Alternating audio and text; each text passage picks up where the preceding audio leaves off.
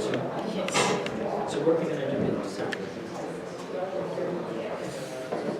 We're going to remove all the tendons, all the ligaments, and we're going to extend the tendon from here.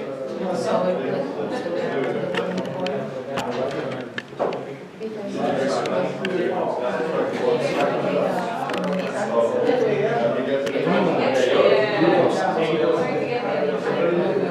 I know too much, but I don't want to. I just want to have this knee and balancing and everything. how long is it take? Because I want to cover 6 months. Samini. That's right. Oh, thank you. I got 2. Thank you so much. Okay, we'll begin now with Khalid. Everything on the IT side okay? Yeah. Thank you very much.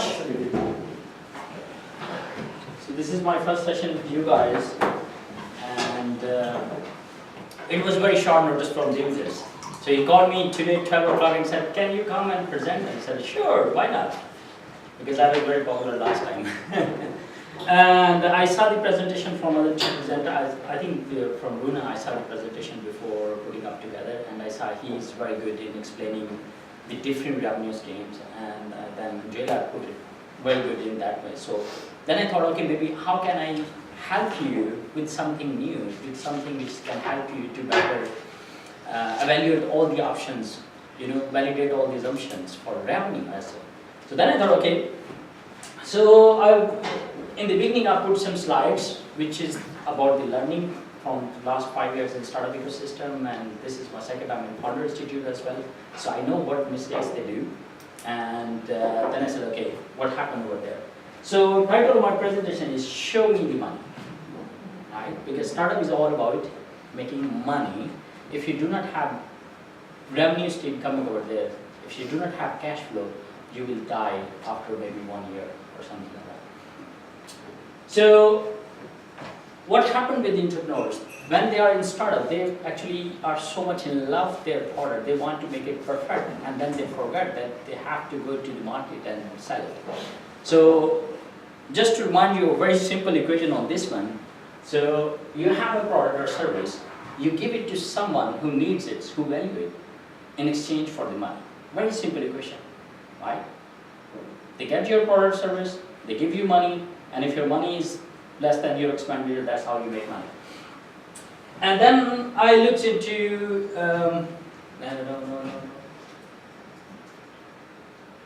then I asked Demetrius, okay, I do not know you guys, so how long you are in the, far long you are in the process.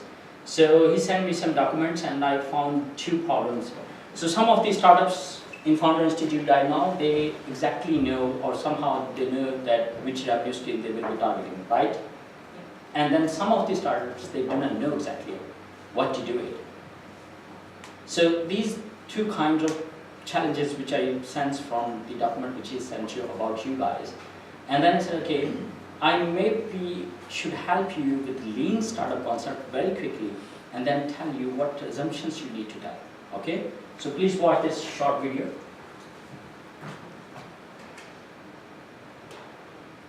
I'm not sure if we have a sound. You have some. But Holland comes in for a pit stop.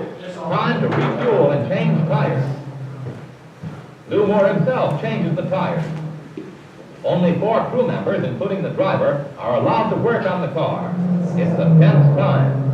Holland stays in his seat, anxious to get away. Let's watch.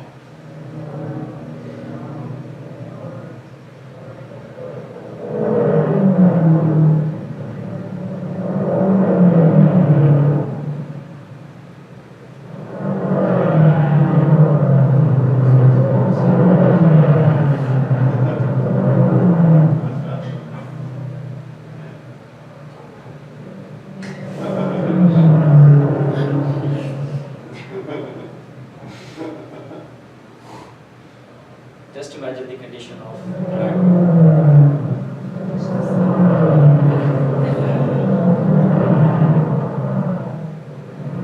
The tires are changed at last.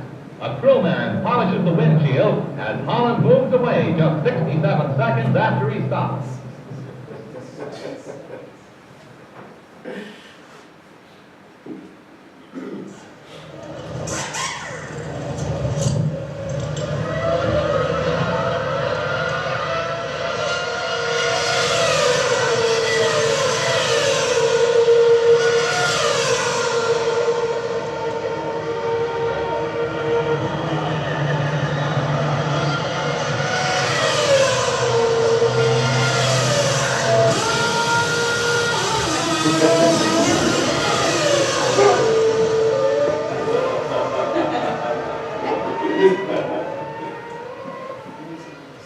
Okay, so what happened with the first one?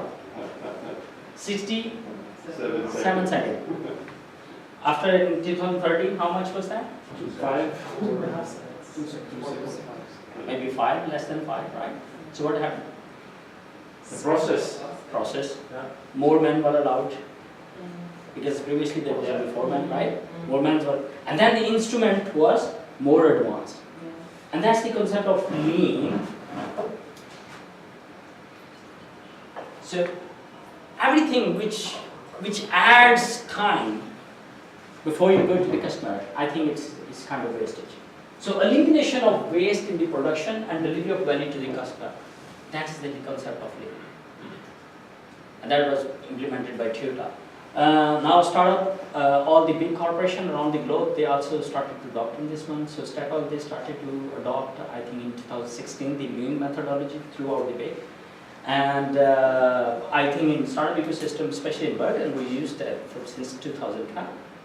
So the big organization is now looking into this one. But can we implement this in startup? So this is, I think Julia mentioned this definition. I like this definition. If startup is a temporary organization formed to search for a scalable and repeatable business model. So first your job is to find a model that is repeatable. Can I take one customer and can I make it come back again and again? Or can I sell to more customers with repeatable? Can I grow? Right? And in lean startup,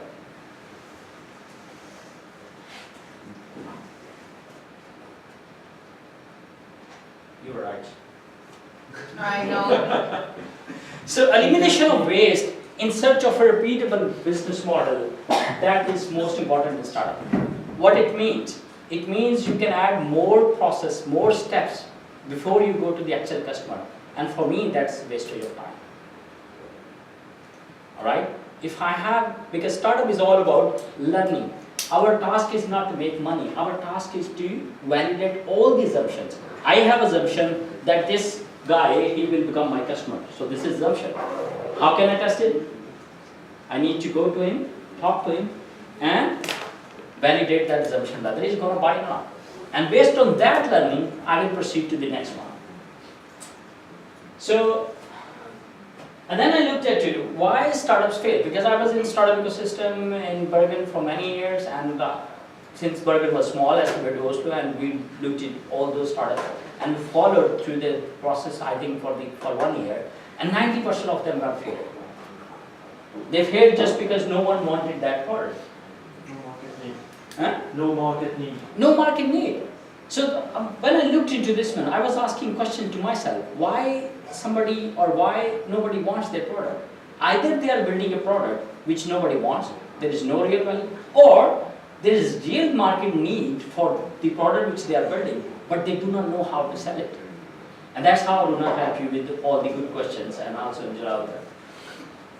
And this is again, Fortune magazine, they also published a report of this one. They said that startup, 90% of them fail just because they are making product no one wants. And if you look at on the sales side, I like this quote, which is, a person can have a greatest idea in the world, but if that person does not know how to convince enough people, it does not matter. It does not matter.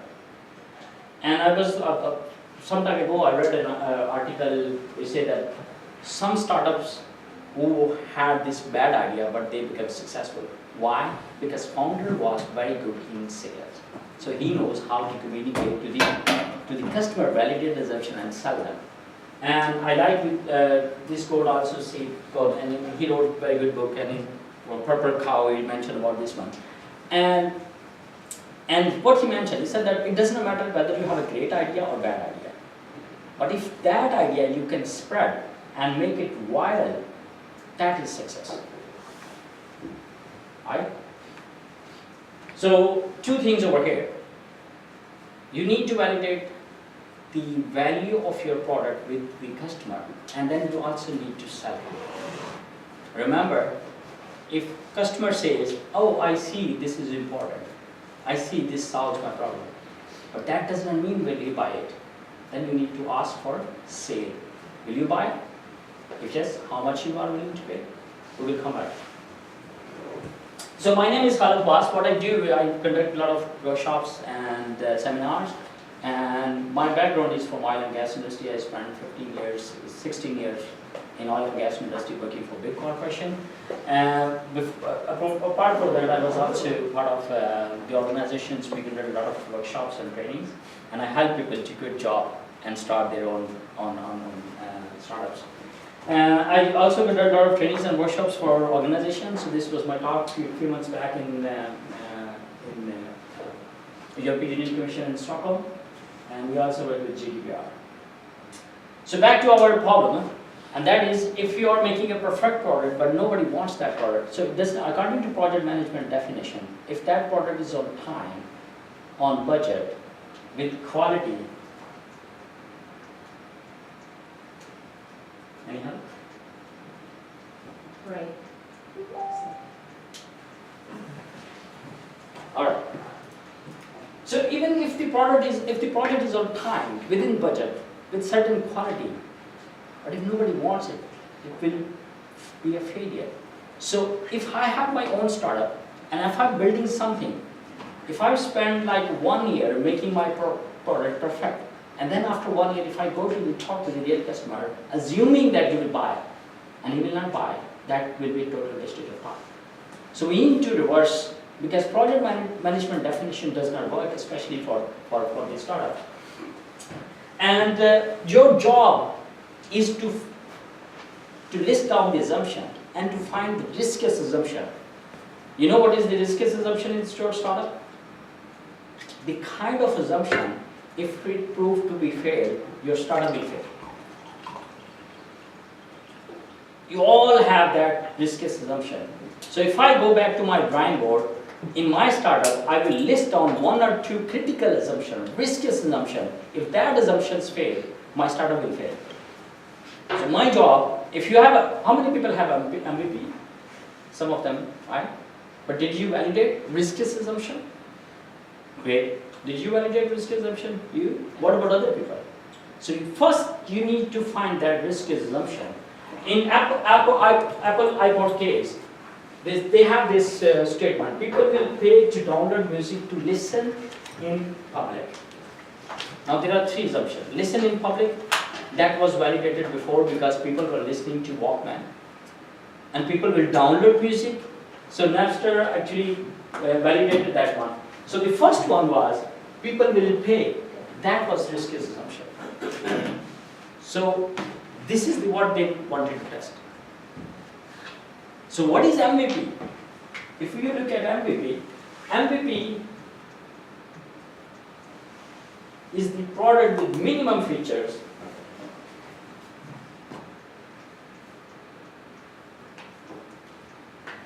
So is the minimum viable product with minimum features. You need to test your riskiest assumption. Take away all other features. Take away everything. Just 1 or 2 minimum features or riskiest assumptions you need to test with them. First, sometimes people make 1 MVP with 1 riskiest assumption. Go and test with your users and validate. Once they have that learning, oh, this works, then they make another MVP for a second riskiest assumption. And with that riskiest assumption, you will also validate the revenue model. Alright? So all other features which is nice to have as an LMS, some features are critical to have, some features are nice to have. Take away all the features. MVP should not be a complete product. It should not be a software. You can also learn it with web page. Make a landing page and test that assumptions, or with drawings, or with any kind of the things which you can use to the customer to foster the learning. That is MVP. So if you have anybody watched the iPhone launch ceremony, right? So if you look at it, he did not have a perfect iPhone. He had 3 iPhones. Why? Because iPhone was not stable at that time. So Steve Jobs was getting frustrated. So his developer found a very good way. They said that, okay, some of the features we put in one phone, some of the features we put in another phone, and with some of the features we put in the other phone. But you will have 3 phones, and he exactly know which feature he had to show to the client. So it does not matter.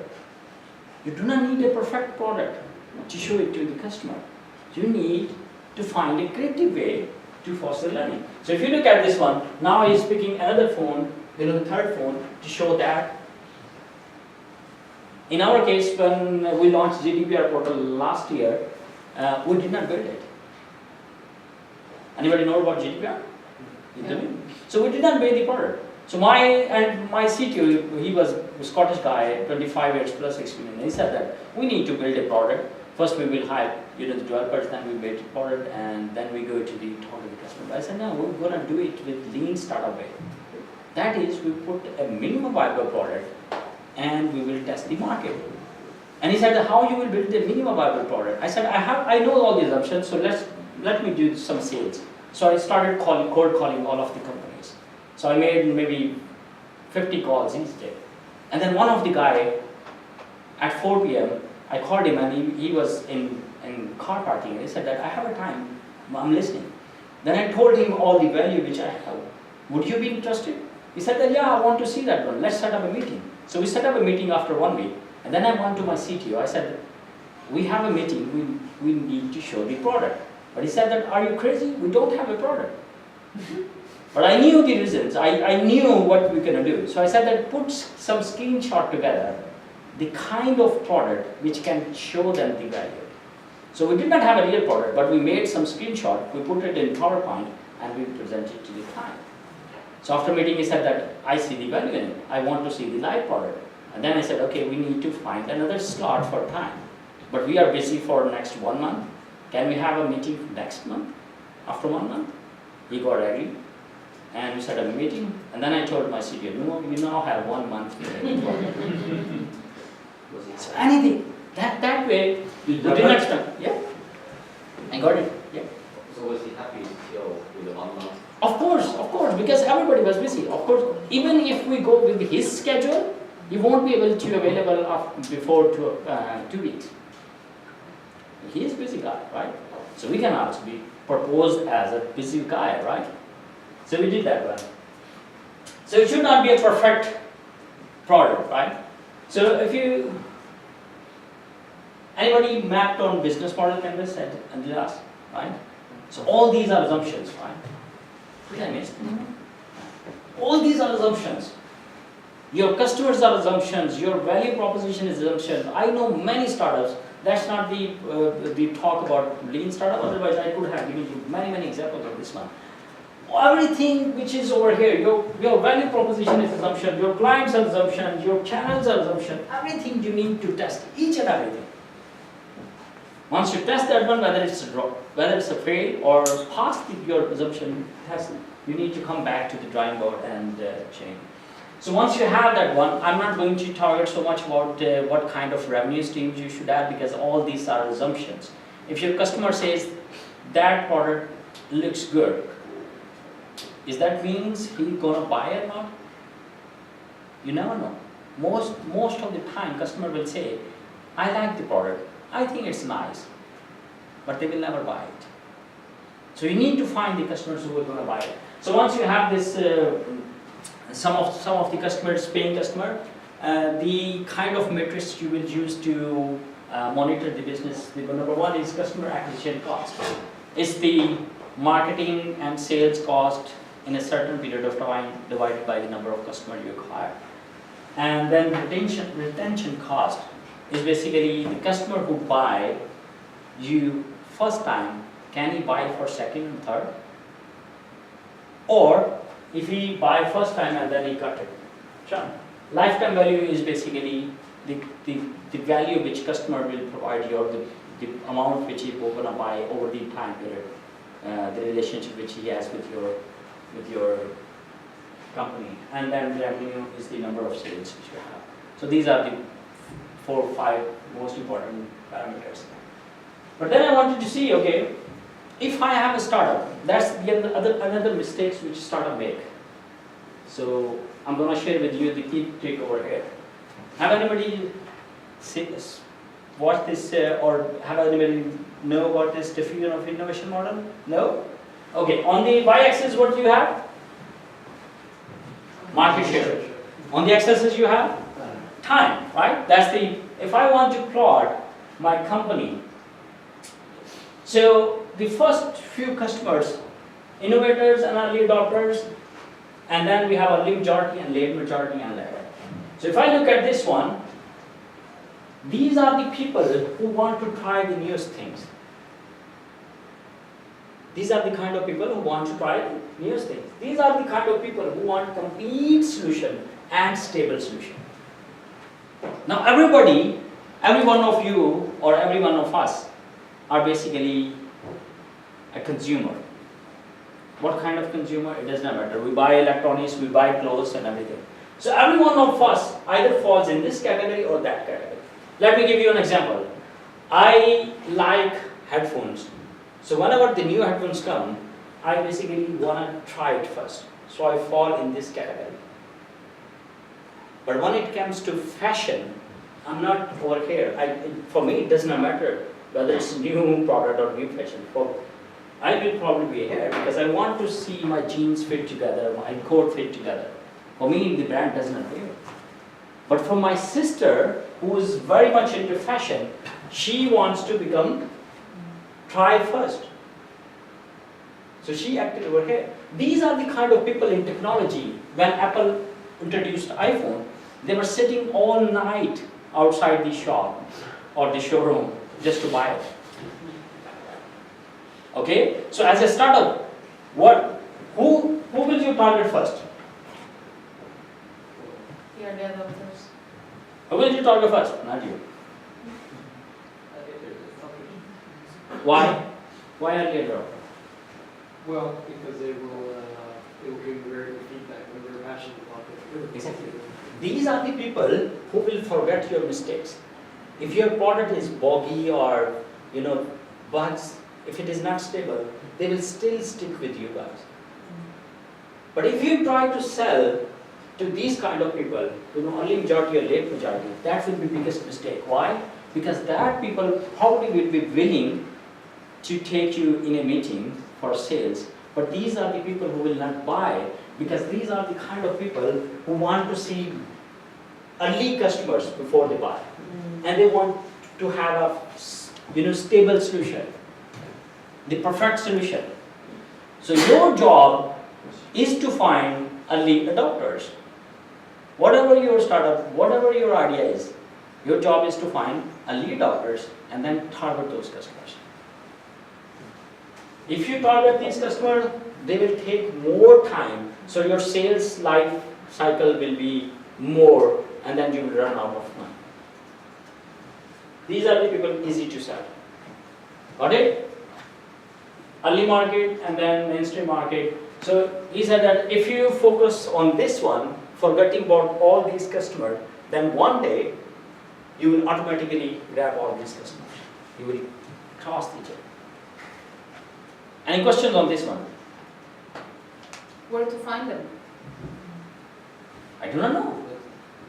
It's your job to find those customers, depending on what's your idea. Like for example, when it comes to electronics, I'm the early adopters. But when it comes to fashion, I'm not early adopters. So you need to find the parameters on this one. Like once you said that customer profile, what kind of characteristics they have, whether he wants stable or not.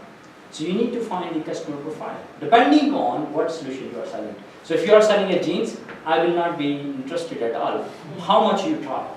But if you are going to sell me some new kind of, Wi-Fi based headphones or something like that, I will probably be more interested and will be giving you my money. So it depends what kind of money. Any question? I just wonder, I guess it's probably very obvious question to answer. This is mostly focused on B2C, or this is actually B2B model? It's both B2B and both B2C. For example, iPhone example, B2C, come over here. B2B, for our case, when we were GDPR portal, when we were launching or targeting customers looking for customers for GDPR portal, it was B2B. And there are a lot of companies, they said no to us because they were looking for IBM or Microsoft or Google or some other company. They were not willing to go with some startups. So there are few companies who are willing to take this, and they said that we want to go with startup if you have a very unique solution. If you, in customer development or during the interviews, if you find out that how big is the problem or how critical is the problem. In GDPR, the problem was very critical. Why? Because the deadline was there, fines were huge if you do not get compliant. So in our case, we were lucky because we know that the problem is huge and it's also critical. But still there are other competitors as well in the market, and there are companies who said that we do not want to go with the startup. And what's the reason? Question regarding B2B. For example, if it's B2C, all consumers want to buy your product, but if your product is B2B, then there might be a situation where the competition, for example, you sell a single service, that's not a business, and obviously you can't sell to every single B2B, every single business, because if you're competing, then you're selling to the same guns to both sides of the war. But in that case, if you want an early adopter, then would you go for that adopter, or would you rather wait? Because they might say that, okay, we will try your thing first, but you can only deal with us, for example. So I will probably go with the early adopter first, and then focus just on early adopters. Okay. All right. I will not go to B2B. And for regarding the competition, I usually give one seminar on how to make a product or how to make a company which is more valuable and no one else is building. And if you read about Peter Thiel's book on 0 to 1, I think he has clearly mentioned about escaping the competition. So either you brand yourself, if you are launching the same thing which other competitors are doing, right? So you are not innovative enough. So maybe you can brand it in a unique way. For example, I know, let me finish. I know one company, they were selling the same thing which other companies have done. But they said that we found a market, and that market is not served by big competitors. For example, like travel agency. So on their website, they said that we are the biggest service provider for travel agencies. That's how they differentiate it. Referring more to the business you're selling to. If you haven't seen, you get a new ERP model, and it's very efficient, and you use new clients. And let's say you're thinking of going to, let's say, Microsoft to Apple, their competitors, and obviously you cannot sell to both, right? They will say you can only sell to me, but one of them is another adopter. So would you go for the adopter, or would you try to wait and see which one of those two would be a better customer? Not sell to both. So the question is whether you go to the early adopters or whether you go to some other companies who are doing business with Apple or Microsoft. No, it's okay. So let's say that let's say you're manufacturing a new screen technology, it's new OLED. So therefore, your customers would be Sony, Apple, all those small manufacturers, right? Yeah. And let's say that Apple comes to you and says, okay, you know what, we will be another adopter for you, we'll buy the stock first, try it out, we can sell to us. Yeah. Right, so would you do that, or would you rather? I will definitely do that. You know why? Because I got one customer who is going to buy what I have. So I will, if they are putting me in locking relationship, I will gladly do that. But Apple is a big company, well, this is a very small company. But that's okay.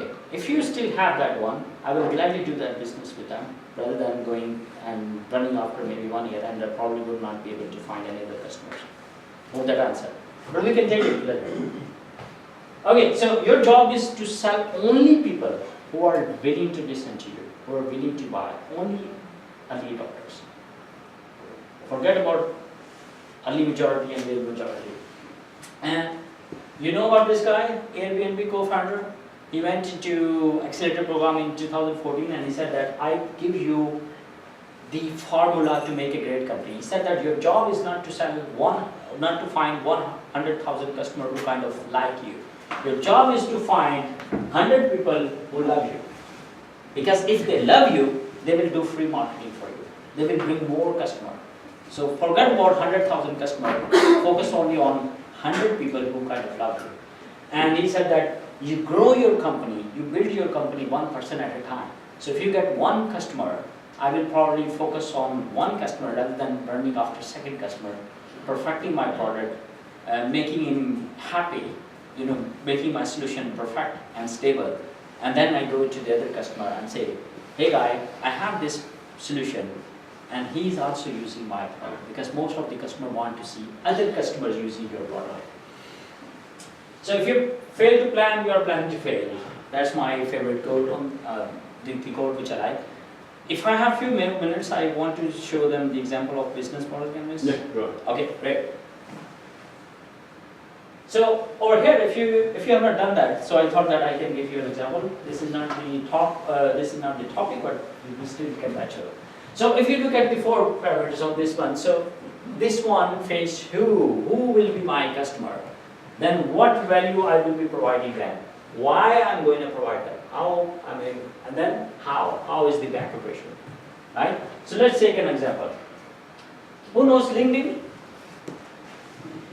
What? You do not know LinkedIn? Come on, you are communicating with me on LinkedIn, right? So customer segment.